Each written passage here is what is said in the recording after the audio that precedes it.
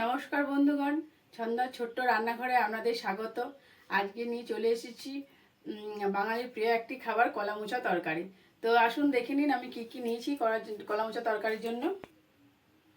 এখানে মোচাটা ছাড়িয়ে আমি সিদ্ধ করে জল ঝরিয়ে রেখেছি, দেখে নিন। আর এখানে ফোড়নের জন্য নিয়েছি গোটা জিরে, তেজপাতা।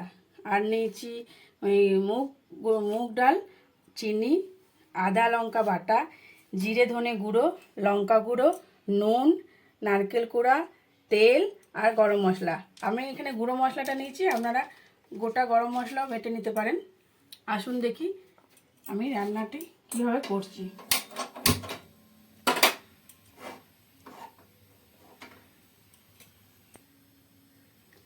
এবার আমি এখানে তেলটা গরম হতে দিচ্ছি।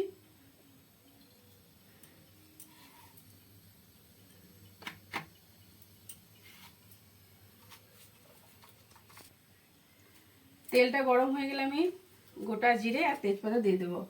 আর বন্ধুগণ বলছি, আমার এই ভিডিওটা দেখে যদি আপনাদের ভালো লেগে থাকে তাহলে লাইক, কমেন্ট আর সাবস্ক্রাইব করে দেবেন। আর আপনাদের প্রিয়জনদের সাথে শেয়ার করে দেবেন।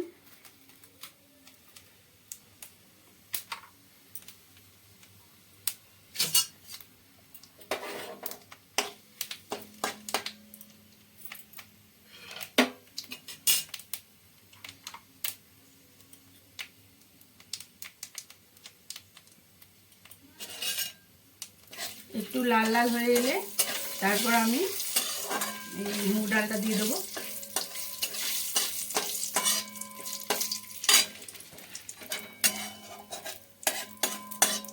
আমি কম তেল দিয়েই করছি রান্নাটা।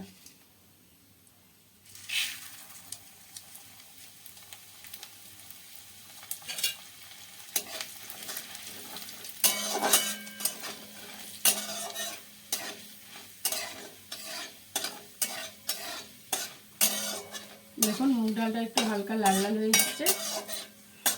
এরপর আমি সিদ্ধ করা মোচাটা দিয়ে দেবো।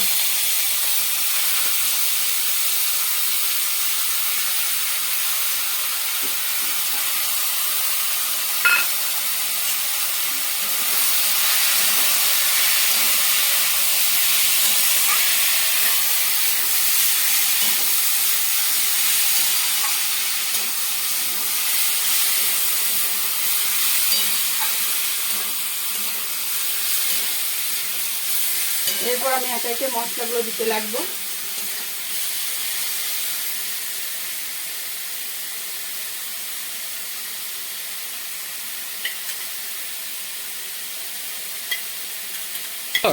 জিরে জিরে লঙ্কা বাটাটা দিয়ে দিলাম।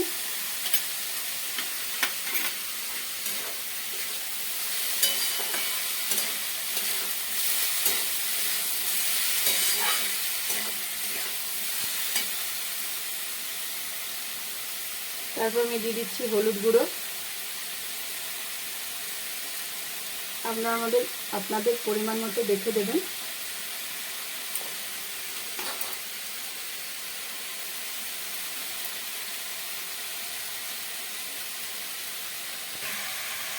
তারপর নুন দিয়ে দিচ্ছি। এখানে জিরে ধনে গুঁড়ো একটু দিয়ে দিলাম।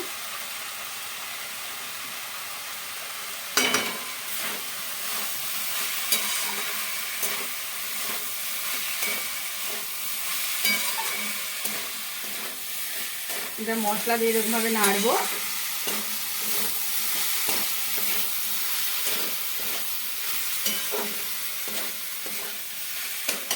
তারপর অল্প একটু সামান্য একটু চিনি দিয়ে দেবো। আপনারা দিতেও পারেন, না দিতেও পারেন চিনিটা।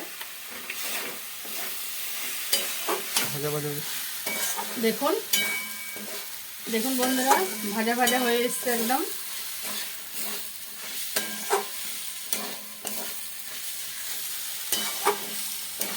এবার সামান্য একটু জল দেবো।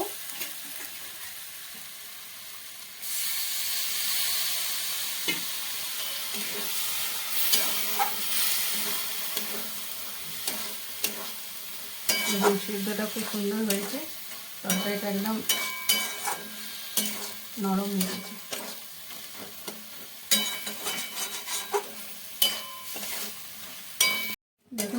তরকারিটা আমার একদম মাখা মাখা গায়ে একদম হয়ে গেছে। এরপর আমি গরম মশলাটা দিয়ে দেবো, দিয়ে গ্যাস অফ করে দেবো। তারপর নামিয়ে আপনাদেরকে দেখাচ্ছি।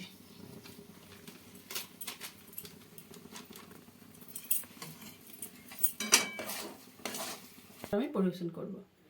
এরপর আমি নারকেল কুড়াটা ছিটিয়ে দিচ্ছি মোচার তরকারির উপরে। তারপর আমি পরিবেশন করব।